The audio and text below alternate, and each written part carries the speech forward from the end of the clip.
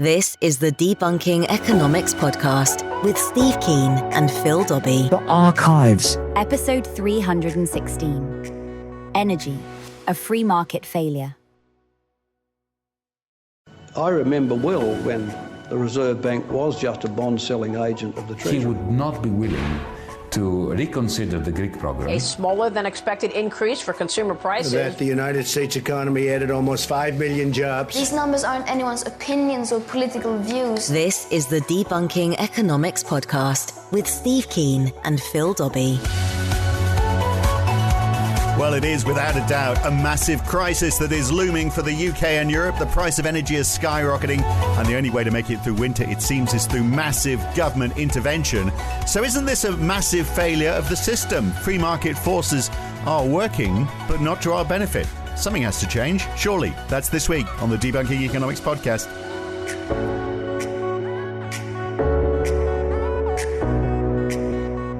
Well, there's no doubt it's going to be a struggle this winter in the UK and Europe. The EU heads of government have agreed that they're going to subsidise electricity and gas for households and businesses by imposing price caps, which the government is then going to claw back the difference by, or some of it anyway, by taxing electricity producers on their excess profits. So windfall tax, but they actually prefer to call it a solidarity contribution.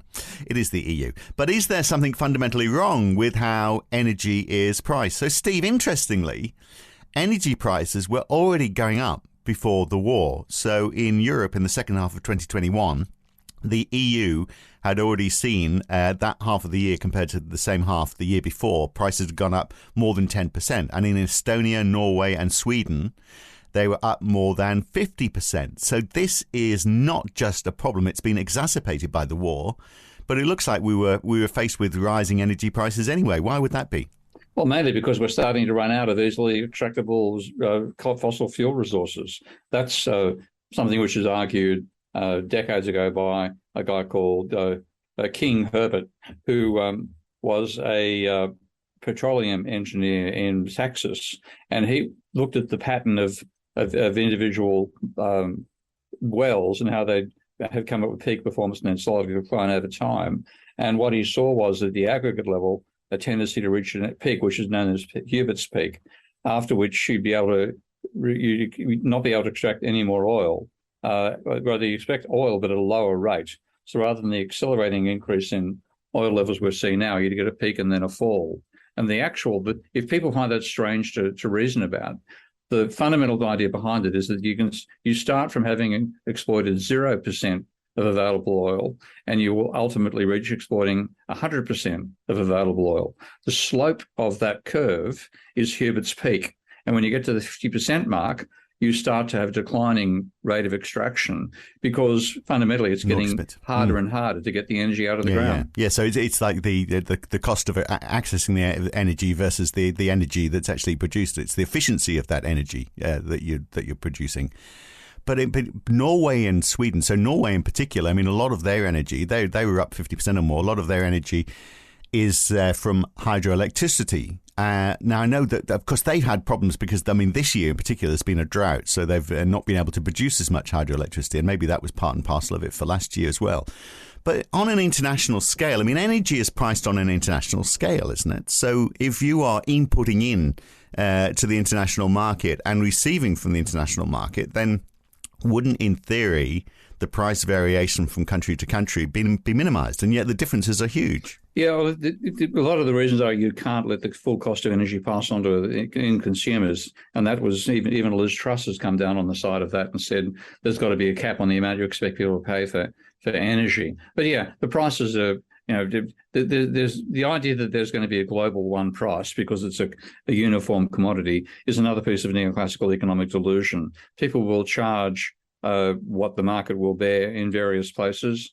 The other places have automatic access to the oil. Places like Kuwait, for example, oil will always be cheap there because they get first takes out of their domestic production. So, but oil prices could fundamentally have to rise because the whole basis of capitalism has been exploiting cheap energy sources. That's if you go back and say, what actually caused the growth of wealth from the time of the wealth of nations had bugger all to do with the division of labour, what it really was sourced by was the introduction of cheap energy in the form of coal and ultimately then oil. And with those cheap energy sources, you didn't pay to build them. This is the point that people just don't get their heads around. Nobody made the oil. Nobody made the coal. So what you're doing is by digging up something out of the ground, you have given yourself a concentrated form of energy that you can use to run other processes. Now, the question is how much energy you have to put in before you got that concentrated form. If you go back to the early 1800s or 1700s, you could, a pick and shovel were all you needed, and a barrel to take the mine out, the coal out of the mine. When the first oil strikes began, it wasn't quite as simple as the Beverly Hillbillies, but dig a hole in the ground in Pennsylvania and bang, oil spurted out of it. So the energy costs of getting energy out of the ground were trivial. Now what we're seeing, the energy costs are becoming enormous, and that will mean rising energy prices, Ukraine war or no Ukraine war. Well, I mean, interestingly, so, renewables is getting cheaper than fossil fuels, isn't it? Because of that efficiency factor. So actually, even though Norway saw a big increase in its electricity prices, it's still actually the cheapest electricity in Europe. So if you compare Norway per average price per kilowatt hour, this is July 2022, so it's fairly recent numbers. It's about 12 for Norway. In the UK, it's about 52. Wow. That is a massive difference. And I guess that is because the UK is dependent on importing energy, whereas Norway is producing it domestically. But I mean, that idea of international energy, I mean, that you say it's just a fallacy of neoclassic economics that things should equalize based on international trade. I mean, this is just sticks out like the proverbials, doesn't it?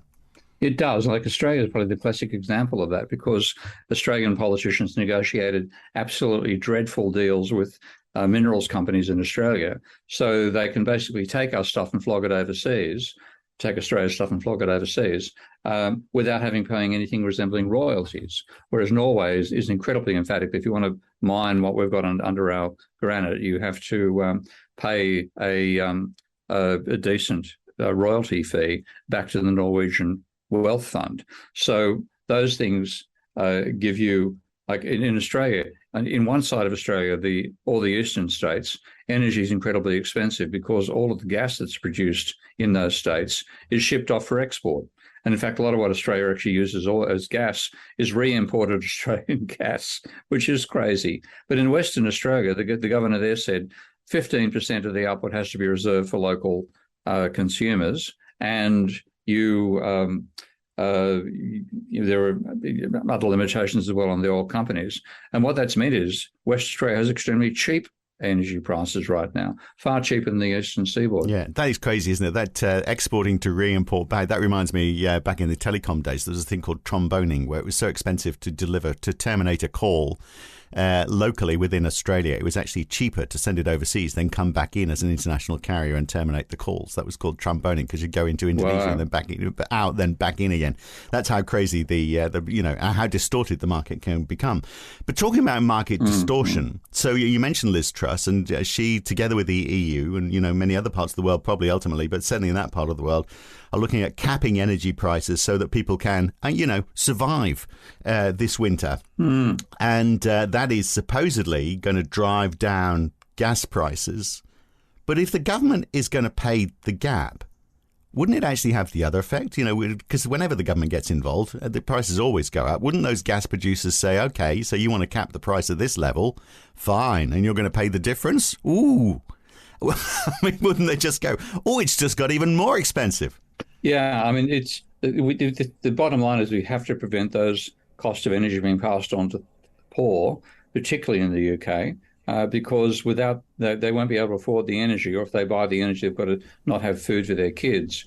That's social breakdown material. So at a fundamental level, if you have a large society, you can't let a significant segment of the collapse because But we it's have poor. to do it. But by the government saying that, look, we're going to pay the difference, doesn't that mean the energy providers are, I mean, two things. People aren't going to change their behaviour if the prices don't change. Now, we have to look after the poor, but the very rich, if they're also getting their prices capped per kilowatt hour, then they're not going to change their behaviour. So scarcity is going to become an issue. But more to the point, those energy providers are going to say, so you're going to pay the difference, so you don't really care what the price is. If you're going to keep it at that level for the consumer, we can just keep on pushing our price up and rake in even more profits. And Liz Truss is saying, we're not going to have any windfall tax. So they'll go, double win. Yeah, I know. Again, they're the most powerful institutions in society these days, so they will do very, very well out of it. And of course, there hasn't been a dramatic increase in the cost of production for them.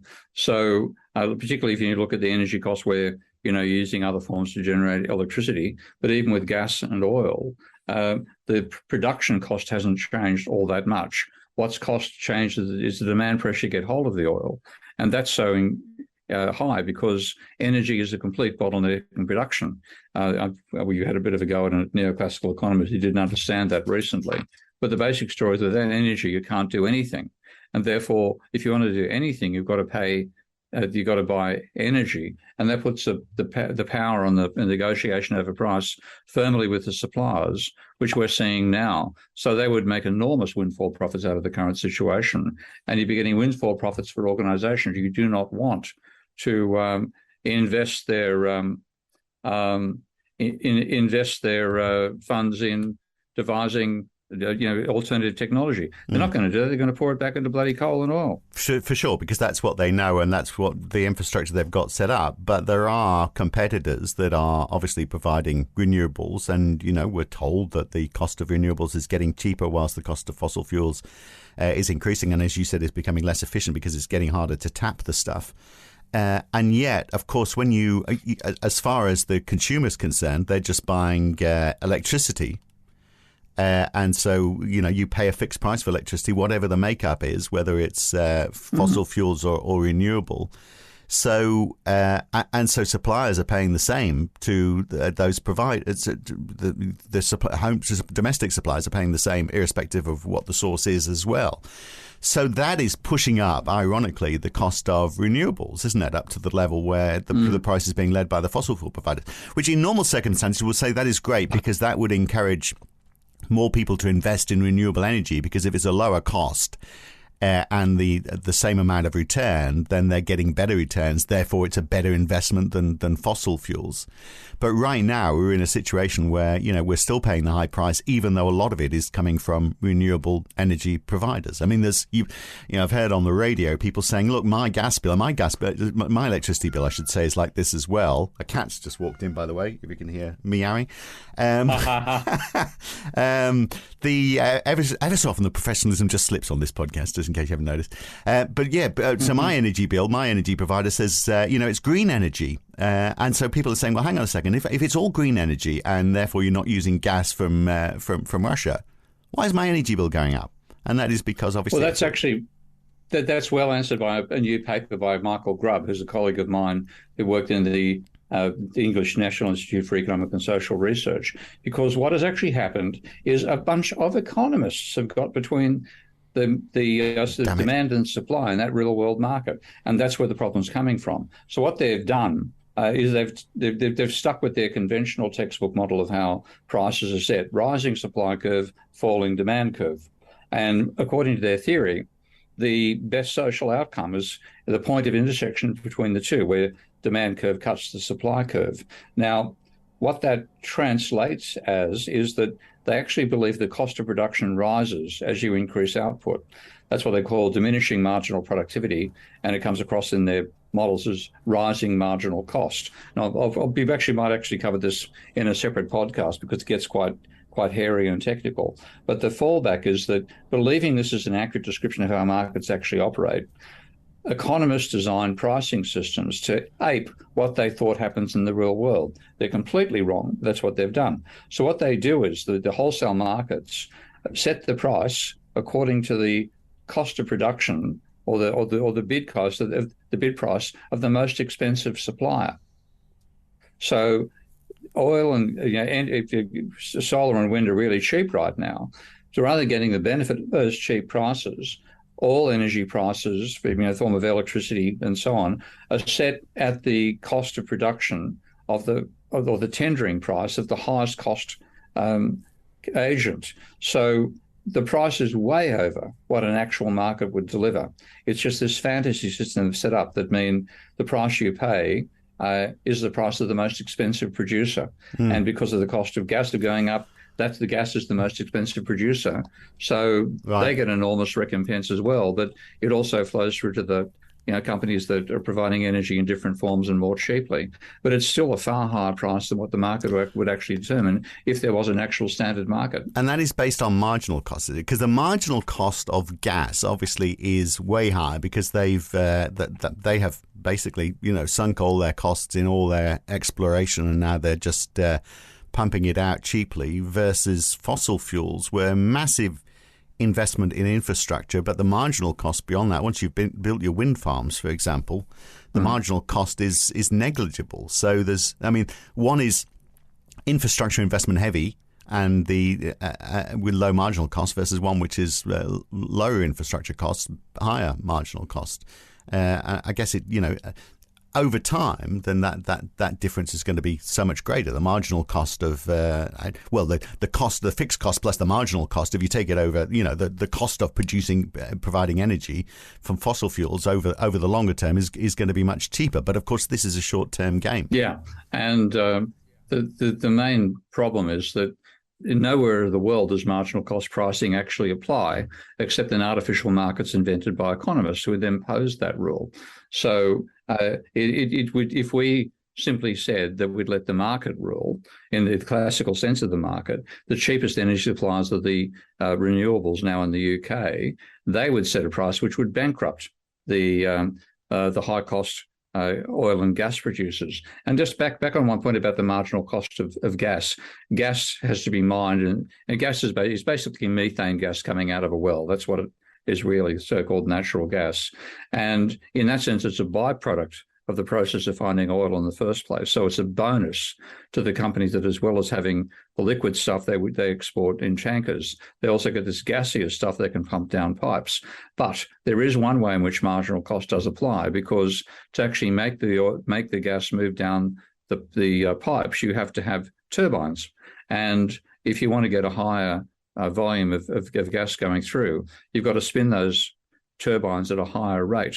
And so that's what gives you a rising cost of the gas as you increase the usage of gas. Whereas for oil and for coal, fundamentally, you don't have that same. The way you get it to the consumer is whack it in a boat, put it in a tanker pumps it into a petrol station, you refill at the petrol station. Coal, same sort of thing, gets dumped into a loader, onto a super container, floated to its location, offload there and put in.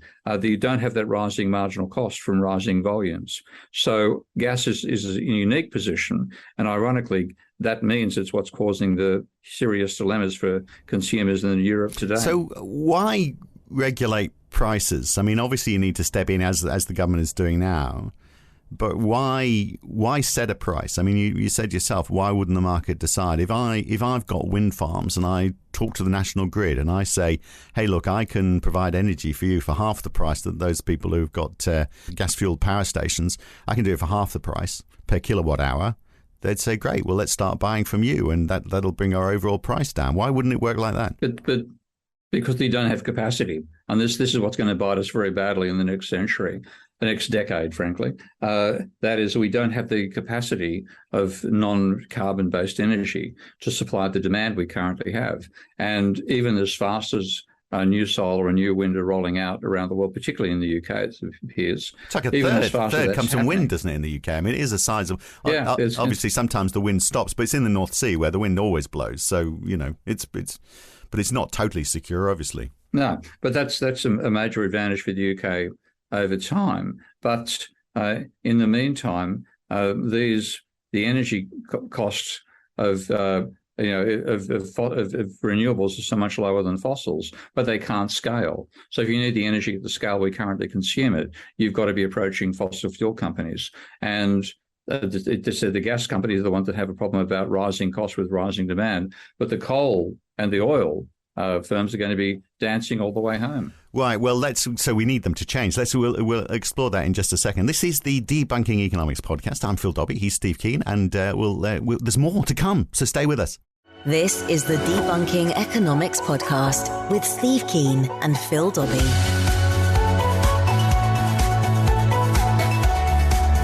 So, Steve, we were talking about fossil fuel companies versus renewables, and we are going to need fossil fuel companies for a long time because, I mean, we need that, the argument that's often given, we need that base load. We need somebody that is going to provide energy when the wind doesn't blow or the sun doesn't shine. But at some point, isn't there a danger that if we left the market to run its own course, that if renewable energy generally becomes cheaper than fossil fuels, then it's going to be uneconomic for fossil fuel providers if we are just calling on them to provide that base load and we're getting cheaper energy from elsewhere. So with fossil fuel companies do we need them? And if they become more expensive than renewables, do we have to just bear that cost? It's sort of like, do we need to pay that cost because we need to cope with peak demand? I think the whole mistake goes back to privatising these companies in the first place and the belief it would make the market work better. This is, again, economists stuffing their useless noses into joints they should never be allowed into. And they've created artificial markets with artificially high prices, and which normally the retail sector has been shielded from the impact of that. But with the Ukraine war and the Russian gas boycott of Europe, then suddenly those prices, the cost would, if they were passed on to the consumers, would mean a tenfold increase in their energy prices. And the poor end of the Western population simply can't afford those prices. So this is where you've got to go back to what you got rid of in the first place, which is state provision of energy. Yeah, and yet, when the government said, well, we're going to open this up to more competition, I mean, they were talking about the retail level, weren't they? And those retailers were all fighting for a tiny margin on what they were buying at a wholesale level. But it's the wholesale level that was being controlled by the big players. So but that's what the crazy rules are. It made not one jot of difference, except for the fact a lot of those retailers went out of business. A lot of them over the last few years in the UK.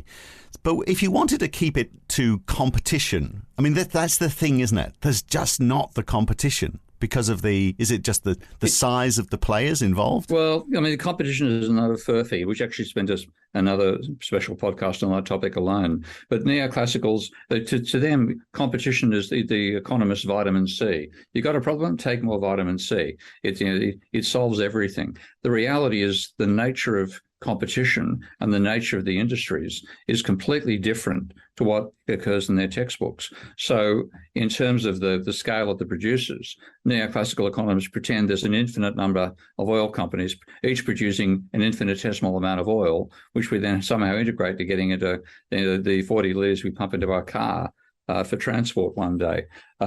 That's their fictional world. In the real world, there's a tiny handful of companies involved in dominant industries. One of my favorite isn't oil, but it's the semiconductor manufacturing. There's one Dutch firm that makes all the machines for submicron fabrication. So the whole idea of saying competition, first of all, if it were true that competition was always the best, then there would be dozens, hundreds of producers of microprocessor plants, machinery. There aren't.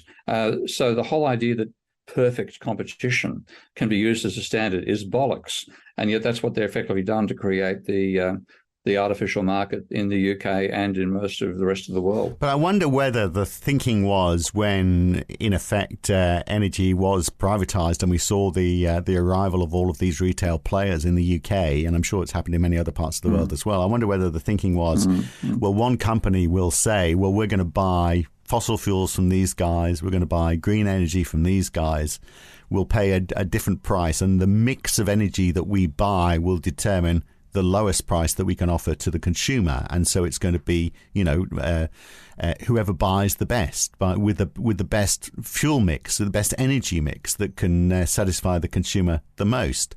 So that would be seen as competition, wouldn't it? Even though you're dealing with large players to provide. But it's an artificial form of competition. It's not real competition. It's been created by neoclassical economists, and we're now seeing the impact of letting these morons affect government policy. So it's Right, we should go back to a nationalised system. Right, okay, but I'm just saying, assuming we don't do that in a hurry. I mean, I'm just trying to think, and I'm sure economists are behind all the bad in the world.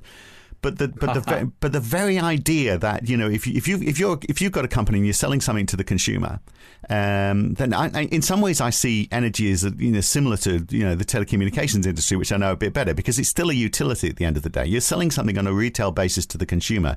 You want to provide it at the lowest price possible. Now, if you're not producing the energy yourself, but you're buying it from elsewhere, then aren't you going to look at the mix of suppliers and say, well, okay, we just need whoever's going to provide us the most reliable and lowest cost energy? Electricity per kilowatt hour, it doesn't really matter.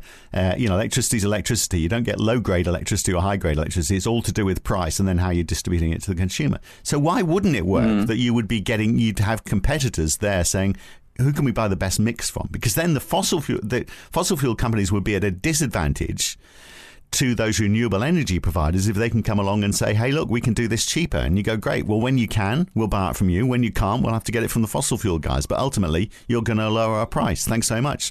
We'll sign there. The basic problem with saying you can do a better energy mix through the market is that you can't, if one company decides it can do a better portfolio of oil, gas and coal, it can't then ship the end consumer a lump of coal for their car. We're tied into particular forms of energy for particular uses. And it isn't really a case of pooling the different potential fossil fuels together. That's only the case of using to produce electricity, where, of course, one electron is just like any other. So, but in terms of our own transportation system, you can't put coal in cars. You can't put oil into your gas heating system. You've got to completely convert your car to go from oil to gas. There are technological lock-ins that mean it simply isn't possible to do that portfolio balancing, which might apply, if you're going vegetable shopping and you want to get a range of nutrients, and there's dozens of ways to get the combination. That's the picture people have. But factories are not like our stomachs. Our stomachs can cope with virtually anything. A factory, if you put the wrong product in, the production line stops. And this is why energy is such a crucial sticking point in the economy, because you've got machines which will only turn if they're fed with either coal or oil or gas or electricity. Yeah. And if you don't feed them in, the machines don't turn. Yeah, but that's so you've got it's an incredibly powerful and dangerous industry as a result of that. But that is changing, isn't it? We are moving towards electricity. I mean, Jacob Rees-Mogg, as the new business minister, he might actually see that coal-powered cars are progress. But by and large, we are moving to electricity driving almost anything. So if that's the case, does it really matter how that electricity is originated? You would just take whatever the cheapest source of that electricity is, wouldn't you? Whether it is fossil fuels or renewables. And we're told, renewables is getting to be the cheapest solution.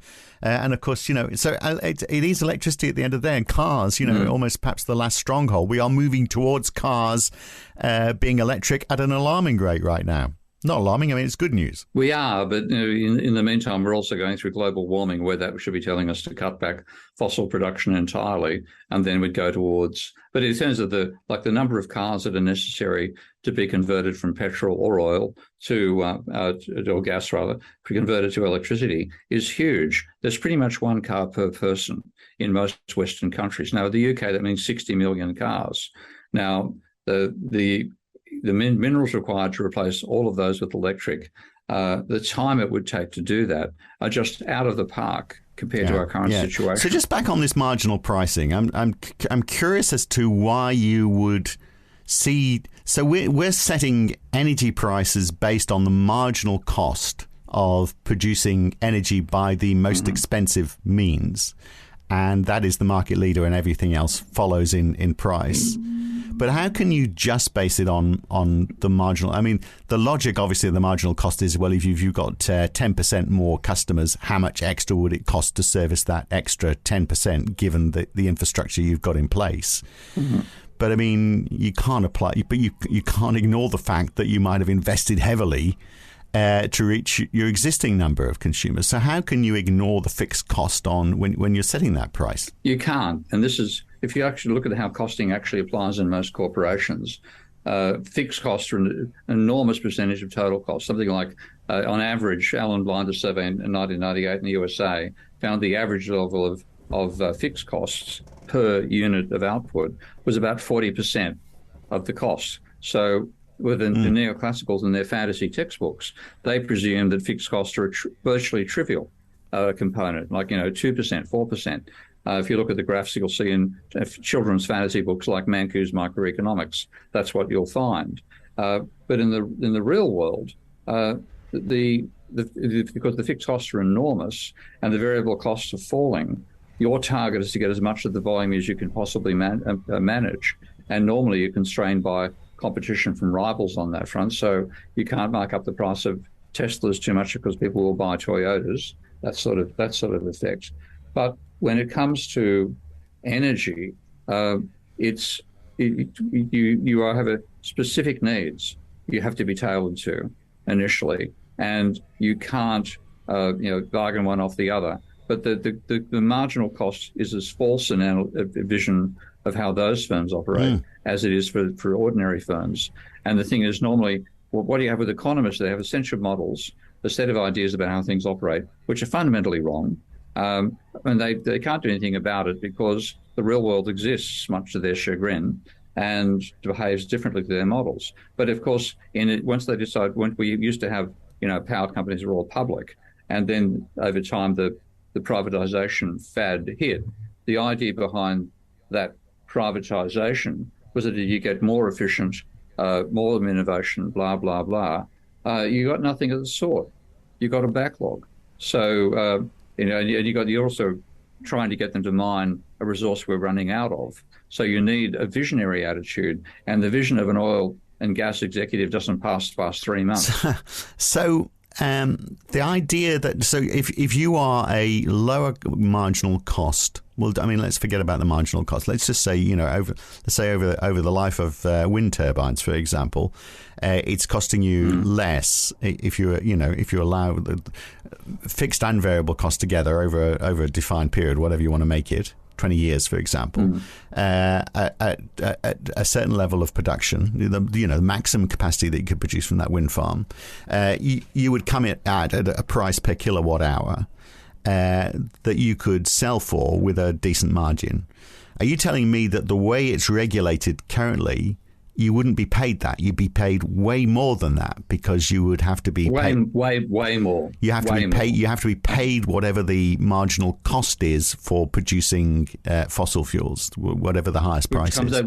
Which is actually not a real marginal cost anyway. It's generated by the bid prices that companies fit into supply the market, I think, almost on a daily basis. So it's a completely fallacious view as to the costs of production. The firms that are tendering this would be throwing champagne parties now, because the difference between the cost of production of the gas and oil they're delivering and the sale price is just astronomical. So they're doing very well out of this. So why of course they are. We see that in their profits, which Liz Truss has decided she's not going to tax. She's very happy to see them celebrate. But why wouldn't you just change that regulation and say, okay, we're not going to nationalise energy. We are going to keep things the way that they are, but with one change. Whatever you want to supply energy at, whatever price you think you can get away with, however low you want to go, do it. And wouldn't that mean that fossil fuel companies would lose out to these new players? Again, it's a question of volume. If you use 100% of the renewable energy and nuclear and hydro of the country, 85% of the energy is the remainder is covered by fossil fuels. Pardon me, a cough tickle in my throat. So that it's just the sheer fact that you have a vision where you implicitly we think you've got all these different competitors who can supply the entire market at the prices right. Now, the reality is all these competitors, none of whom can supply the entire market. It'd be possible for oil producers to bump up their production of oil quite easily with a bit of an increase in marginal cost, not a lot, and then cover all the energy that used to be supplied by wind farms and turbines, but it doesn't work in the other direction. Right. So what you're saying is that these companies that are providing for a small portion of the market, their costs may be cheaper, but their price is being driven up because they can be, because there's still the demand for the energy that they're providing. Yeah. So they can say, well, we'll provide it for the same price or a little bit cheaper or whatever. So the intersection between the supply and demand curve, Steve, we can certainly rip that page out of the book, can't we? Because it's not at all determined by the cost of production for that particular energy source. It's the market cost of which you're playing in that marketplace. Yeah, and we don't have a chance of competing with it. So it's a crazy scheme to bring the market in at that level, and the craziness actually relates to the power production at any particular point in time as well, because they've got these incredibly high so-called marginal costs when there's high levels of demand, which is what's happening now, demand compared to the physical supply, then the price spikes like crazy. Now, but when they don't have an issue like this, the price plunges, and that volatility is occurring in the wholesale market, but normally is not passed on to the retail market. That's what's happening now. But if you look at the Australian situation, I had a colleague, Leith Elder, who gave me quite a bit of interesting inside information on how that market operates. And the reality is, given the price spikes that occur over time and all the volatility and demand for energy, guess how many days you have to operate? Hang on. How many days would it take that if you didn't operate during those days, you'd go bankrupt as a energy producer? How many days out of a year do you think? 4. Something low, obviously. Close. 3. Yeah. Because only the price on 3 days over a year is so much higher. You've got peak demand for air conditioners in a hot country, peak demand for heating in a cold country. That then means that when the bidders put their prices in, that you actually saturate the entire demand, the price is astronomical. So there must, and that's what's actually causing it. Yeah. So because of peaks and troughs, I'm desperately trying to find an answer without saying, because I don't want people who listen to this podcast. I know we've got some new listeners. I don't want people to listen and go, oh God, every week it's the same. There's Steve Keen saying nationalise it. And so I'm desperately trying to keep energy in private hands, but avoid these distortions. But the problem is, of course, if you avoid distortions, you create other distortions. Because one way, if you've got peaks and troughs, would be to say, well, okay, there needs to be some sort of fund, for example. If you are an energy provider, you need to pay a slice of money that goes into a fund to subsidize when prices go high. And is that a way of you ensuring that you don't push your prices up too much when there's a shortage of supply and peak demand? Can you equalize it in some way while still keeping it all in private hands? No, I basically think it was a mistake to put it in private hands. Nationalise it. I'm not going to back down. We should renationalise energy. There's some argument about different providers providing some competition in that market, but ironically, electricity is the ultimate expression of the homogeneous market view that neoclassicals have. There's no difference between one electron and another. They don't even arrive in your building. They're fluctuating or traveling along the wires. So electricity is the ultimate homogeneous good.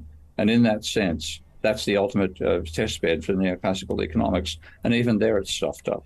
So we have to treat energy as an essential service, which can't be cut off due to either corporate failures or prices that are too high for consumers to consume. And that implies it's one of those things which should be publicly owned. Well, look, next week we're going to look at shadow banking. What is it? And please don't say the answer is nationalise it. Maybe the answer is to get rid of it altogether. But we'll look at that next week. Good to talk anyway, Steve. Thanks, Matt. And that's it for this week. By the way, if you're enjoying the Debunking Economics podcast, don't forget to tell your friends and make sure you subscribe. Whichever app you're on, make sure you leave a rating. Make sure it's 5 stars, unless it's out of 10, of course. But we'll catch you again next week for another edition of the Debunking Economics podcast. Thanks for listening this week. The Debunking Economics podcast. If you've enjoyed this podcast, then please share it with your friends, like it on YouTube, and subscribe to this channel.